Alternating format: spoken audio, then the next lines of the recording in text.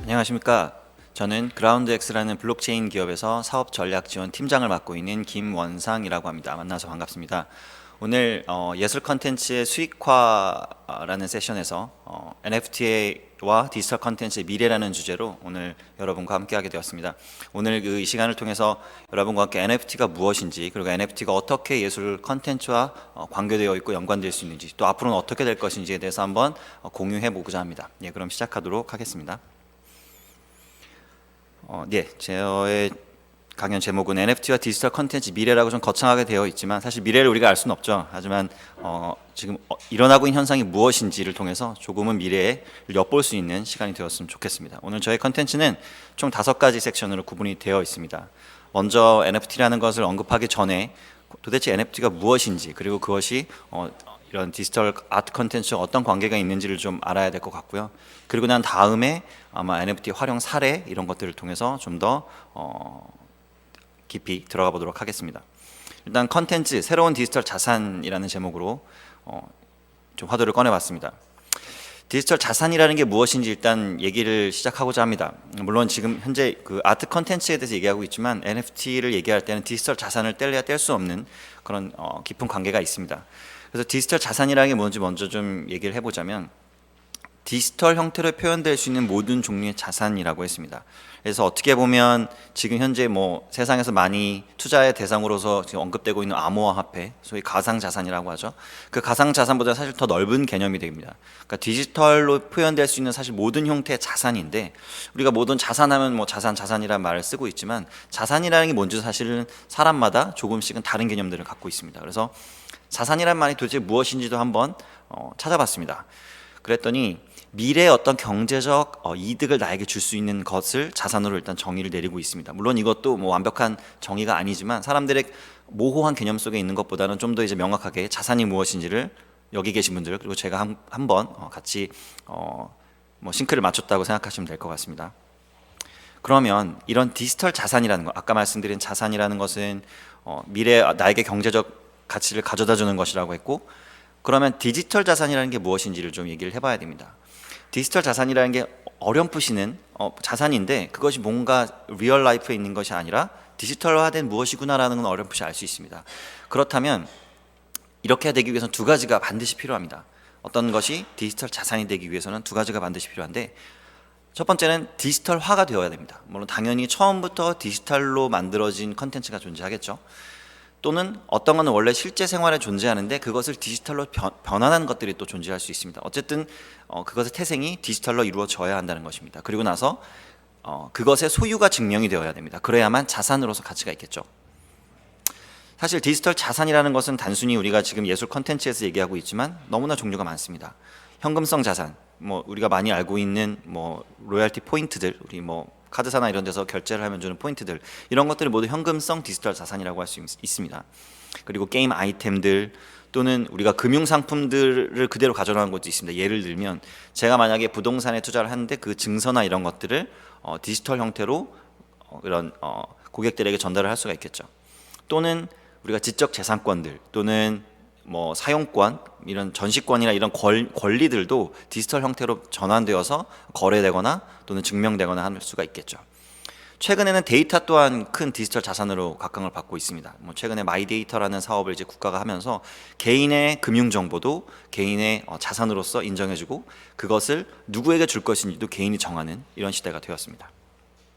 그렇다면 블록체인이 이런 디지털 자산에서 갖는 의미가 무엇이냐라고 본다면, 바로 아까 말씀드린 자산을 디지털화하고 그것을 소유를 증명하는 이 두 가지를 할 수 있다는 것입니다. 무엇으로? 바로 블록체인으로 그것이 가능하다는 것이죠. 그래서 다양한 기술들이 사실 기술을 통해서 디지털 자산화를 할 수 있지만, 블록체인은 그 중에서도 최근 각광받고 있는 디지털 자산화 기술이다라고 할 수가 있겠습니다. 잠깐 이제 클레이튼 얘기를 좀 해보자면, 여러분들 이더리움이나 비트코인은 너무 많이 알고 계시겠지만, 클레이튼이라는 블록체인을 사실 저희 회사가 만들었고 운영을 하고 있습니다. 그래서 이 클레이튼이라는 블록체인은 국내에서는 가장 큰 블록체인이라고 생각하시면 되고, 클레이라는 코인을 통해서 거래소에서도 쉽게 구할 수가 있습니다. 일단 이거는 뭐 참고해 주시면 될 것 같고요. 그렇다면 이제 소위 많이들 알고 계시는 이제 이런 NFT라는 것이 도대체 무엇인지 한번 찾아가 보도록 하겠습니다. 먼저 비트코인 얘기를 안 할 수가 없습니다. 뭐 비트코인 하면 너무나도 유명하고 왜 그러냐면 바로 비트코인이라는 것이 블록체인이라는 걸 가지고 디지털 자산화를 처음 시작한 대표적인 플랫폼이기 때문입니다. 그래서 비트코인이라는 것은 사토시 나카모토라는 아직 누군지는 알 수 없는 사토시 나카모토라는 사람에서 아주 짧은 화이트 페이퍼를 통해서 발표가 되었고 여기서 딱 뭐라고 명시하고 있냐면 제목 자체에서 일렉트로닉 캐시 시스템이라고 얘기하고 있습니다. 결국 비트코인은 무언가 캐시와 비슷한 형체를 가진 디지털 자산을 담는 플랫폼이다라고 정의를 내리고 있는 것이죠. 우리가 캐시라고 하면 굉장히 단순하죠. 아직은 그 말은 비트코인은 아직 단순한 디지털 자산만을 담을 수 있는 수준의 플랫폼이다라고 할 수가 있는 것입니다. 자, 이제 이더리움으로 넘어가 보면 이더리움이라는 게 갖는 가치가 무엇이냐면 이제 캐시가 아니라 다양한 형태의 자산들을 담을 수 있게 되었습니다. 그게 이더리움이 갖는 의미입니다. 토큰과 이제 자산의 유형이라는 얘기가 있는데 이건 좀 뭐 시간 관계상 이건 좀 넘어가겠습니다. 왜냐하면 뒤에서 더 자세하게 설명을 할 수가 있을 것 같아서요. 이 부분입니다. 그러면 아까 말씀드린 대로 비트코인은 굉장히 단순한 자산을 담는다고 말씀드렸습니다. 그러면 이더리움은 좀 더 복잡한 걸 담을 수 있다고 했어요. 그럼 그 형태가 뭐가 다르길래 이렇게 다른 플랫폼이 필요한가? 바로 자산의 유형엔 크게 두 가지가 있습니다. 이것은 현실 세계도 마찬가지고 디지털 세계에서도 마찬가지입니다. 우리가 소위 펀저블 토큰, 그러니까 대체 가능한 형태의 자산이 있고 non fungible, 대체가 불가능한 형태의 자산이 있습니다. 대표적으로 현금 같은 것들이 펀저블 자산입니다. 그러니까 대체 가능 자산이죠. 하지만 우리가 집이라든지 자동차, 뭐 예술품 이런 것들은 모두 non fungible이죠. 그러니까 예술 활동을 통해서 만들어진 것들은 다 non fungible 자산이라고 할 수 있습니다. 왜냐하면 하나의 작품이 갖는 유니크성이 있고 모나리자의 작품은 당연히 고흐의 뭐 작품과 같을 수가 없겠죠. 유일한 것들이 있는 것이죠. 예를 들면 자동차도 같은 모델을 샀더라도 누가 타느냐에 따라 또 연식이 어떠냐에 따라 다 서로 다른 non fungible 자산으로 규정을 내릴 수가 있습니다. 결국 NFT라는 것은 무엇이냐? NFT라는 것은 바로 이 non fungible한 자산을 매핑시킨 어떤 디지털적인 정보입니다. 그래서 이 정보는 토큰화되었다고 얘기하는데 토큰화되었다는 것은 우리가 예전에 이제 제가 뭐 나이가 많아서 그런지 모르겠지만 버스 탈 때 토큰이라는 걸 냈습니다. 이 토큰이라는 것은 결국 거기서만 통용되는 하나의 규칙이죠. 버스를 탈 때는 이 구멍 뚫린 조그만 토큰을 내면 된다라는 걸 모두가 약속한 거죠. 블록체인에서도 마찬가지입니다. NFT라는 것이 어떤 특정한 기술적인 코드화되어 있는 어떤 기술이 담겨져 있는데 여기에는 대체 불가능한 non fungible 자산을 매핑시켰고 이것이 유통 가능하도록 토큰화되었다라는 것입니다. 결국 그것이 블록체인 속에서 디지털 세상 속에서 돌아다니고 거래가 일어날 수 있고 또 이것이 누구의 것인지 소유를 증명해 준다는 것입니다. NFT가 그럼 갖는 의미가 무엇이냐? 바로 디지털 소유권을 증명하게 해주고 바로 뭐 누구나 데이터라는 것에 생명을 불어넣었다라고 얘기할 수 있습니다. 왜냐하면 예전에는 데이터라는 것이 단순히 숫자나 복제 가능한 것이죠. 데이터라는 것은 디지털 세상에 존재하는 것이기 때문에 복사가 가능합니다. 하지만 non fungible 토큰은 복사가 불가능할 수도 있다라는 것을 우리에게 알려주고 또 그것이 유통될 수 있고 그것이 누군가 한 명만 소유할 수 있는 특별한 것이다라는 것을 증명할 수 있다는 거죠. 그래서 NFT가 데이터에 생명을 불어넣었다라고 얘기합니다. 결국 데이터가 NFT를 통해 자산이 된 것입니다. 아까 자산이라는 것은 미래의 경제적 이익을 주는 것이라고 말씀을 드렸습니다. 그럼 기존의 데이터와 NFT가 뭐가 다르냐? 기존의 데이터는 그냥 우리가 일상생활, 그러니까 인터넷이나 모바일에서 활동하면서 만들어진 데이터들의 풋프린트였습니다. 그러니까 내가 어떤 카드를 사용했고 몇 번 사용했고 또는 뭐 내가 어디 사이트를 방문하였고 나의 검색 기록은 무엇이며 이런 것들이죠. 하지만 NFT가 되면서 이것이 유니크하다라는 것이 어떤 뭐 블록체인이라는 어느 누구도 쉽게 지우거나 변조할 수 없는 어떤 장부 속에 기록이 되면서 이것이 하나의 유일한 가치를 갖는 디지털 창조물이 되었습니다. 이것이 왜냐하면은 이거를 두 사람이 한꺼번에 소유할 수가 없게 된 것이죠. 예전에 우리가 디지털 사진은 복사해서 네가 하나 갖고 있고 내가 하나 가지고 있으면 누가 먼저 찍은 거지? 아마 시간이 오래 지나서 이게 누가 찍은 거지? 내가 찍은 건가? 내 친구가 찍은 건가? 알 수 없을 수도 있습니다. 하지만 NFT로 변환되어 블록체인에 기록되는 순간 이거는 누가 만들었는지 그리고 누가 처음 가지고 있었고 어떻게 거래되었는지가 공개 장부 속에 모두 기록이 된다는 것이죠. 그리고 이런 예전의 인터넷 데이터들은 가치를 부여하기 위해서는 다양한 분석이나 이런 다양한 툴들이 필요했습니다. 제가 가지고 있는 결제 정보는 아무 의미가 없지만 그것이 분석해서 뭔가 유의미한 인사이트를 끌어냈을 때 그 데이터는 가치를 가지게 되죠. 하지만 NFT가 주는 의미는 또 무엇이냐면 굳이 그런 분석이 없더라도 유일한 것이기 때문에 가치를 가진다는 것이죠. 마치 예술 작품처럼요. 그리고 이런 가치는 분석이 필요하기 때문에 대단히 인터넷 시스템이 그런 IT 시스템을 갖춘 기업들이 그런 가치를 부여했습니다. 하지만 이제는 그냥 내가 예술 작품을 창조하는 것만으로도 또 그것을 사줄 사람이 있다는 것만으로도 이 데이터가 가치를 지니게 된다는 것이죠. 이 부분은 좀 넘어가도록 하겠습니다. 그래서 그 극단적인 예가 바로 이 정말 그 6,900만 달러라는 어마어마한 우리나라 돈으로 약 700억이 넘는 돈으로 낙찰이 된 크리스티 경매에서 낙찰된 비플의 The First 5,000 Days라는 작품입니다. 이게 실제로 이제 5,000개 작품 은 아니고 이제 어떤 작품들을 이렇게 모아놓은 이제 이 소위 이제 시리즈물인데요. 그래서 이 작품이 크리스티 경매에서 약 700억의 돈으로 낙찰이 되었습니다. 이게 가능한 이유는 바로 NFT가 있기 때문입니다. 이것이 바로 NFT로 발행이 되었고 유일한 소유가 증명이 될 수 있기 때문이죠. 그럼 이제 뭐가 달라지는 것이냐? 결국 예전에는 유일성을 인정받지 못했던 디지털 컨텐츠들이 유일성을 인정받기 시작하면서부터 드디어 이것이 거래가 일어날 수 있고 그것이 새로 기존의 어떤 인터넷에서 일어나던 거래 방식 또는 오프라인에서 일어나던 다양한 예술의 거래 방식과는 다른 예술의 거래 방식을 만들어낸다는 것입니다. 그렇기 때문에 오히려 어떤 도전들이 발생합니다. 무엇이냐면 바로 디지털을 그렇게 친숙하지 않았던 기존 예술계 또는 다양한 이제 비블록체인계들이 이제는 그런 것에 친숙하지 않으면 도태될 수도 있는 그런 상황에 맞이하게 된 것이죠. 그래서 저희가 생각하는 어떤 이런 NFT 세상 속에서의 밸류체인은 이렇습니다. 한쪽에는 예술을 신미하고 또는 소비하는 소비자가 존재하고요. 한쪽은 예술 작품을 만들어내고 또는 이것을 공급하는 쪽이 존재할 겁니다. 그래서 이것을 디지털 자산이라는 형태로 만들고 또 이쪽 소비자 쪽에서는 오히려 월렛이라는 게 존재해서 블록체인 속에 담긴 어떤 소유 증명을 내가 쉽게 내 것이라고 증명하고 또 그것을 누군가에게 보내고 할 때 서명의 기능으로서 월렛을 사용합니다. 사실 이거는 조금은 기술적인 얘기지만 쉽게 생각하시면 우리가 계정 같은 것입니다. 그래서 내가 만약 가지고 있는 은행의 계좌의 돈을 누군가에게 보낸다고 할 때는 당연히 이 은행이 내가 누군지를 증명하는 어떤 유니크한 어떤 값이 존재하겠죠. 그런 것들이 이 월렛이 담고 있고요. 이 월렛이 담고 있는 것이 바로 블록체인 속에서 거래가 일어날 수 있도록 해줍니다. 결국 이런 다양한 IT 툴들이 기존에는 없던 것들입니다. NFT가 활성화되고 또 엄청난 그런 자본들이 들어오면서 사실 이런 것들이 없이는 시장에서 원활하게 디지털 컨텐츠나 이런 것들을 NFT로 거래할 수 없게 되는 시점이 온 것이고 결국 그것은 기존의 아트씬이나 아니면 또는 컨텐츠, 디지털 컨텐츠의 어떤 산업에서 결국 이런 것들을 친숙해져야 된다는 그런 새로운 도전이 되는 것이죠. NFT를 그래서 저희 총 한 세 가지 정도로 구분을 하고 있습니다. 첫 번째는 심미적인 NFT라고 합니다. 이게 뭐냐면 결국 NFT 자체가 그냥 가치를 가지는 것이죠. 예를 들면 아까 비플의 작품 같은 것입니다. 비플의 작품은 그냥 그 자체로 가치가 있죠. 예술 작품이니까요. 하지만 예전에는 이거를 무한히 복제할 수 있었다면 이제는 그렇지 않다라는 것이죠. 물론 복제는 할 수 있지만 이게 누구 것인지는 세상 누구나가 다 알 수 있는 블록체인이라는 것에 기록이 되어 있다는 것이죠. 그래서 이런 블록체인은 많습니다. 요새 NBA 탑샷 같은 이제 유명한 그런 이제 컬렉터블들 이런 것들도 심미적인 NFT라고 정의할 수 있겠습니다. 또 하나는 이제 게임 속 아이템이라든지 또는 메타버스 속에서 쓸 수 있는 다양한 어떤 아이템들 이런 것들이 사실은 펑셔널 NFT라고 해서 기능적 NFT입니다. 그 자체로도 가치 있을 수 있지만 이것이 어떤 다른 인터넷 세상 속에서 또 다른 가치가 부여받는 것들이죠. 그래서 대표적인 게 게임 아이템이라고 할 수가 있겠습니다. 세 번째인데 리얼월드 NFT라고 해서 패션계나 이런 데서 많이 활용을 합니다.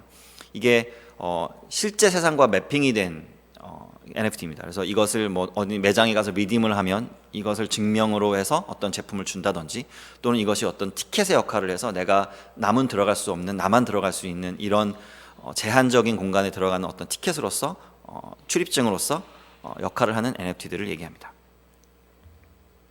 그래서 제가 앞으로 설명드린 NFT 활용 사례도 이 세 가지로 구분해서 제시를 해드리고자 합니다.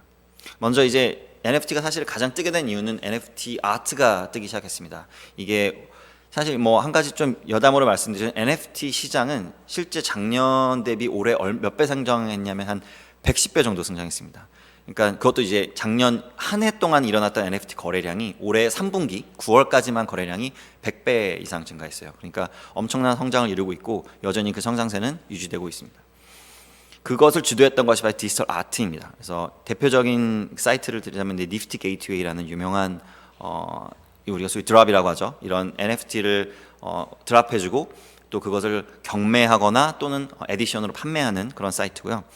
이들은 아마 직접 큐레이션을 합니다. 직접 예술 작품들을 고르고요. 또는 작가를 골라서 그들로부터 NFT 작품을 받아서 판매하거나 또는 경매에 올리게 됩니다. 대표적으로 보면 이렇습니다. 뭐 한 가지 예인데요. 밑에 보시면은 커런 비드가 약 3,300불 정도 합니다. 3,300달러 정도로 현재 비드가 올라와 있다는 얘기고요. 경매에 이 작품이 뭐 보면 이제 그 엘몬가 그렇죠. 이 그 캐릭터 세사미 스트리트에 이것을 이제 어떤 변환해서 만든 캐릭터고 또 미키마우스 보면 이거는 에디션인데 하나당 299달러로 판매가 되었습니다. 뭐 몇 개 에디션이었는지 모르겠습니다. 뭐 보통은 뭐 1000개 내외 에디션 또는 100개 내외 에디션으로 에디션을 작가가 이제 정하게 되죠. 작가나 또는 판매 플랫폼이 그 개수를 정하게 됩니다. 이런 식으로 이제 실제 마치 이건 실물이 아닙니다. 다 디지털 아트들인데 이것들을 그냥 마치 복제가 불가능한 예술 작품인 것처럼 팔고 있죠. 또 하나 사례를 소개해드리자면 이건 사실 저희 회사가 만든 서비스입니다. 뭐 다른 서비스들도 많이 있지만 국내에 그래도 우리나라에서 좀 유의미하다고 생각하는 서비스가 바로 이 서비스입니다. 클립 드랍스라는 서비스고요. 이 클립 드랍스라는 서비스는 실제로 지금은 이제 오픈 특별전이 끝나고 개별전으로 이제 개인 그 전으로 판매를 하고 있는데 총 24분의 작가들께서 56개의 한정판 디지털 아트 작품을 판매하였습니다. 그래서 총 기간 동안에 약 28억 원, 우리나라 돈으로 한 28억 원 정도의 판매 기록을 했고, 뭐 우국원 작가님이나 뭐 하정우 작가님이나 이런 분들이 오프닝 작가로서 참여를 해주셨고요. 그래서 꽤 의미 있는 작품들이었습니다. 아마 기사나 이런 걸 검색해 보시면 더 다양하고 더 깊은 그 이야기들을 좀 보실 수가 있습니다. 여기까지가 이제 예술 작품들이었습니다. 두 번째가 이제 펑셔널, 그러니까 기능적인 역할을 하는 NFT들입니다. 대표적으로 디센트럴랜드라는 플랫폼이고요. 여기는 우리 마치 옛날에 심즈라는 게임 보면은 가상현실 속에서 나의 캐릭터를 만들어서 안에서 생활을 하죠. 결혼도 할 수 있고 거기서 뭐 아이도 낳고 집도 사고 뭐 직장에도 가고 이런 그런 마치 새로운 세상을 구현해 놓은 3D 가상 리얼리티 플랫폼이라고 할 수 있습니다. 그래서 여기는 실제로 뭐 런던 본드 스트리트 이런 데 갈 수가 있어요. 근데 거기 보면 소더비가 실제로 디지털 아트 컨텐츠를 거기에 본드 스트리트에 개설했습니다. 그래서 사람들이 캐릭터들이 와서 그 실제로 본드 스트리트에 가서 그 디지털 아트 갤러리 들어가서 그 입장권을 내고 들어가서 관람할 수 있는 이런 것을 만들어 놨고 공짜가 아닙니다. 여기 디센트럴랜드의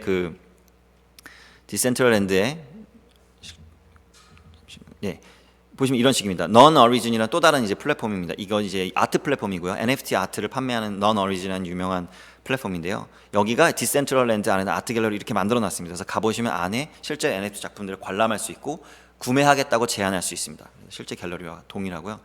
이 땅을 사려면 실제 돈을 내셔야 합니다. 그리고 거기에 들어가는 코인이 있어야 되고 그 코인은 보통 이제 거래소에서 구매할 수가 있습니다. 이게 디센트럴랜드고요. 그다음에 엑시 인피니티라는 뭐 유명한 그 베트남 기업이 만든 게임이고요. 이 게임은 뭐 엄청납니다. 그 가격이 최근에 보시면 누적 매출이 8월까지 약 4,200만 달러를 기록했고 최근에 그 땅을 왜냐하면 엑시라는 캐릭터들이 있어요. 보시면 뒤에 보면 왼쪽에 있는 이제 캐릭터들이 쭉 엑시라는 캐릭터인데 이 엑시들을 제가 이제 팜에다가 길러야 되는데 팜을 만들려면 땅이 있어야겠죠. 그 땅을 오른쪽에서 이제 구매할 수 있는 거예요. 최근에 판매된 땅이 이렇게 있는데 최근에 판매된 땅을 보면 뭐 8이더 정도 합니다. 이더리움 8개인데 이더리움 8개면은 이더리움 하나가 500만 원이니까요. 그 정도 되는 가격으로 이 땅을 사고 있습니다. 실제 땅이 아닙니다. 다 인터넷상에 존재하는 가짜 땅이죠. 하지만 이 땅의 소유가 블록체인에 기록되어 있고 누구 것인지를 알 수 있기 때문에 이렇게 거래될 수 있다는 것이죠. 이걸로 사실은 필리핀이나 이런 정부들은 아예 여기에 세금을 매기겠다고 지금 얘기할 만큼 거래가 굉장히 활발하고 엄청난 플랫폼으로 성장하고 있습니다.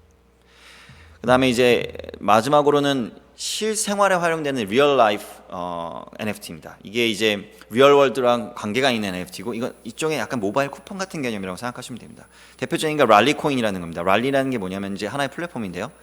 나만의 코인을 발행해서 누군가로부터 후원을 받을 수 있는 플랫폼입니다. 그래서 인플루언서라든지 예술 작품 또는 축구 선수들 이런 사람들이 유명한 강연자 이런 사람들이 나만의 코인을 발행하고 그 코인을 이 랄리라는 사이트에서 구매해서 이들을 후원하고 이들이 만드는 서비스를 쓸 수 있는 이런 서비스들입니다. 그래서 예를 들면 어떤 인플루언서가 뭐 아프리카 TV에서 방송을 하면서 랄리 코인으로 저한테 주세요라고 할 수가 있는 거. 후원을 하시려면 그럼 랄리코인을 막 날립니다. 그러면 제가 랄리코인을 받는 거죠. 이런 식으로 해서 오른쪽에 보면 리스트가 쭉 있는데 이게 뭐냐면 코인의 가격입니다. 그래서 유명한 사람과 유명하지 않은 사람들에 따라 코인의 가격도 달라지고요. 내가 더 많은 후원을 누군가에게 해줄 수도 있고 이런 플랫폼입니다. 그럼 여기서 NFT가 무슨 의미가 있냐?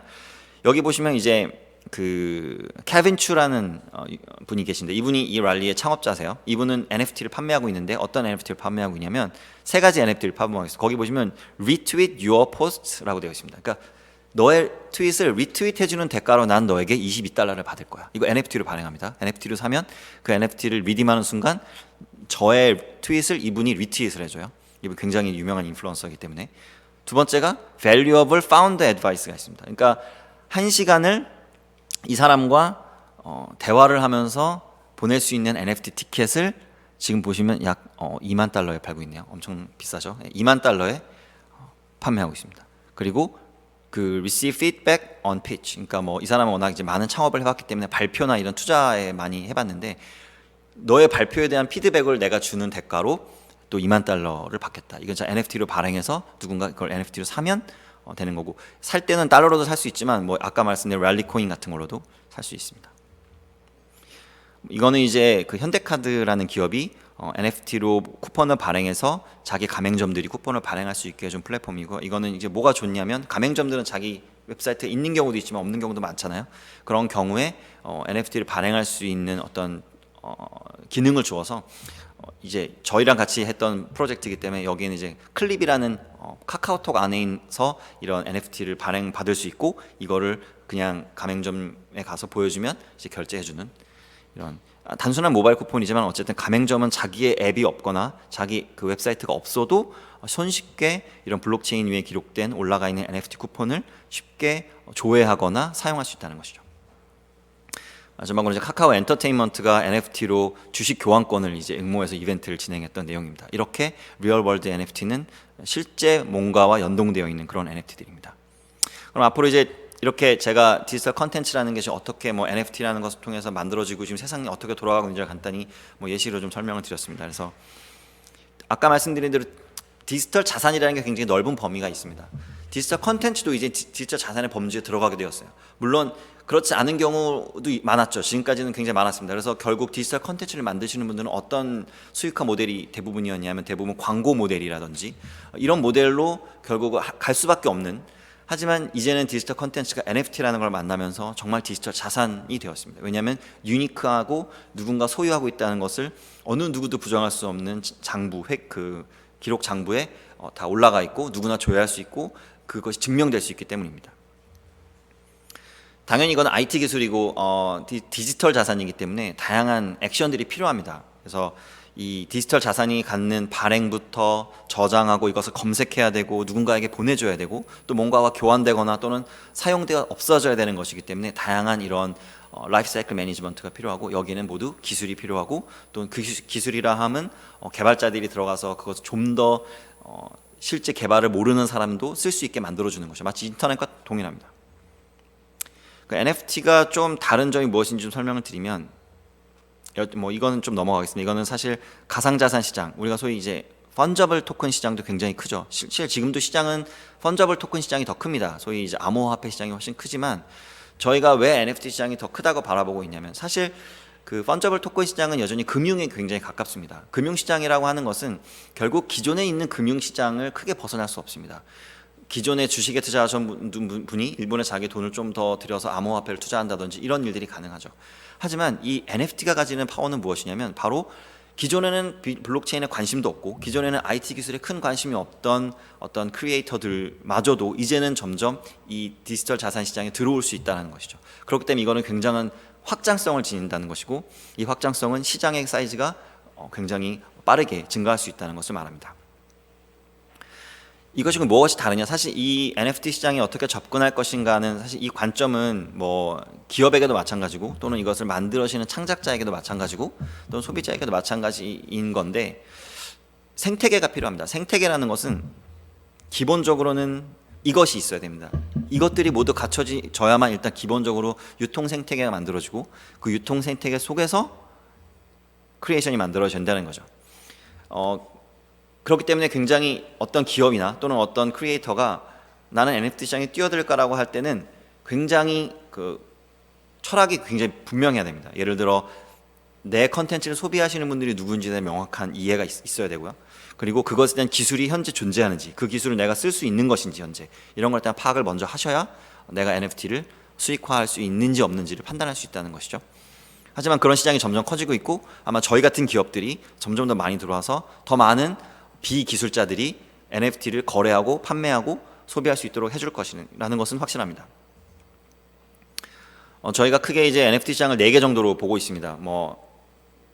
바이어 사이드와 크리에이터 사이드를 보고, 일단 바이어 사이드에서 보면 굉장히 하이엔드, 그러니까 큐레이션을 원하는 쪽이 있을 것이고, 롱테일, 큐레이션까지는 필요 없고 그냥 내가 원하는 걸 내가 검색해서 내가 찾아 살 거야라는 영역이고요. 또 하나는 개인들이 이렇게 만들어내는 NFT들이 있을 것이고, 또 하나는 기업들이 만들어내는 NFT가 있을 것입니다. 그래서 이것을 4개로 구분해서 사실을 좀 바라보고 있고, 아마 크리에이션을 처음 만들으시는 분도 나의 예술 작품이나 나의 예술 컨텐츠는 어떤 영역에 속할 것인가, 나는 큐레이션을 원하는가, 또는 큐레이션은 괜찮고 나는 강력한 나의 팬들이 존재해서 커뮤니티만 만들면 누구든 내 NFT를 사줄 거야 라고 한다면 사실 다른 접근을 통해서 이 4가지 분면에서 내 작품이 어디에 속하는 것인가, 나의 크리에이션은 도대체 어디에 있어야만 되는가의 걸 먼저 정의 내리고, 그 다음에 아까 말씀드린 이러한 라이프 사이클 매니지먼트가 그러면 과연 가능할 것인가 라는 걸 찾는 것이 다음이라고 할 수가 있겠습니다.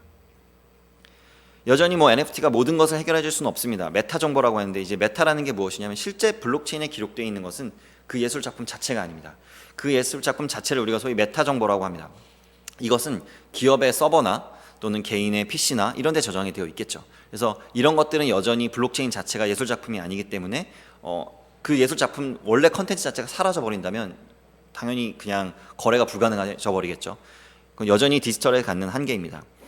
그래서 나오는 것이 디지털 영속성이라는 것이고, 만약에 제가 어떤 플랫폼에서 예술 작품을 만들었는데 그 기업이 망해버리면 사실 제 작품이 사라지는 것과 마찬가지거든요. 그리고 특허권이나 저작권 같은 법적인 문제들은 이 기술이 100% 해결해 줄 수가 없습니다. 이런 부분은 당연히 기술과 접목되어 나가야 한다는 것이죠. 이 4가지는 아까 설명드렸기 때문에 넘어가도록 하겠습니다. 쭉 이렇게 그 NFT에 대해서 설명을 드렸고요.